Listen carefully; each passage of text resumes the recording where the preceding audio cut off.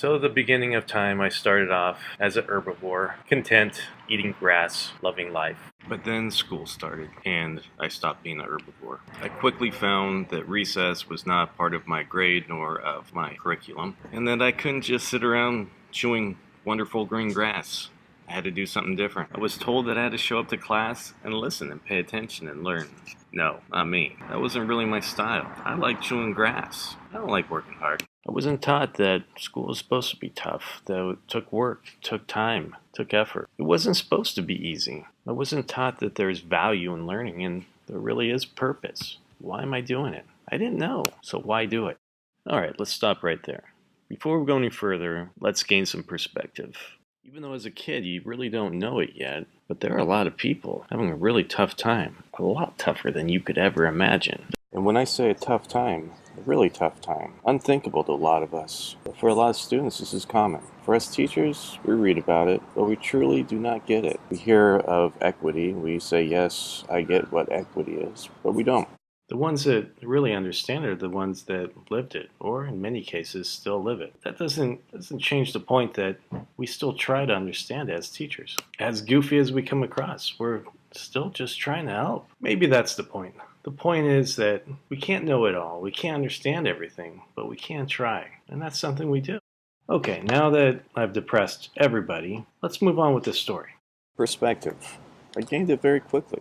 Finally understood what work was, what it was to go without sleep for days, being hungry for weeks, seeing the toughest people you've ever known cry. So I went to college. It was fun. Really fun. And I don't want to say it was easy, but really, relatively speaking, it was pretty easy. So I got good grades.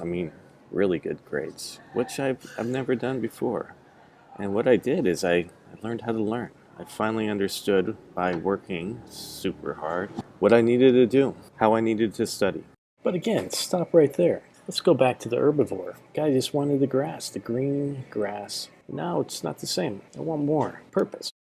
So naturally the question came to make it all worthwhile. Why am I here? Why am I doing all this work? That's when Jackson, my oldest son, came in, and I found that he had struggles just like I did when I was a kid. So naturally, what I did is I quit my job, spent days on end with Jackson in school, and worked with him and tried to figure out what we needed to do. So all of that brought me to the idea of teaching. So that's what I did. I started teaching. And with the teaching, I found that, geez, this is tough. This is really tough. And I asked myself, why teach? Wake up in the middle of the night, stay up late, changing lesson plans, grading papers, spend the weekend researching, creating labs and projects, only to find half the times the kids hate it. They didn't learn anything. Complete failure, I felt. So why do it? Well, I think we come back to the very beginning of this whole story, and that is purpose. Things work. There's never a better feeling than that feeling that you're making a difference, that you're doing something good. I found that helping others really helped me.